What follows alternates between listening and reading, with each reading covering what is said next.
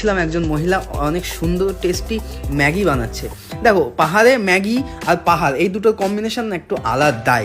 মানে পাহাড়ের ভিউ উপভোগ করতে করতে ম্যাগি খাও, গেলে অবশ্যই এটা ট্রাই করো, আশা করি ভালো লাগবে।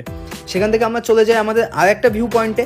সব জায়গায় শুধু চা বাগান আর চা বাগান, দার্জিলিং মানেই কিন্তু চা বাগান। বাট হ্যাঁ, পাহাড়ের বুকে কীভাবে যে এই চা বাগানগুলো যে রয়েছে, এইগুলো দেখতেই না তোমার চোখ জুড়িয়ে যাবে জাস্ট।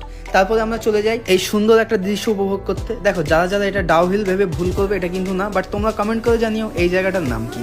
সেখান থেকে আমরা চলে আসি নেপালের উদ্দেশ্যে। নেপাল বলতে তো ডিরেক্ট নেপাল না, ওখান থেকে জাস্ট কিছুটা এনজয় করতে দেয়, নেপালের বাজারটা একটু ঘুরে দেখতে দেয়, এই যা।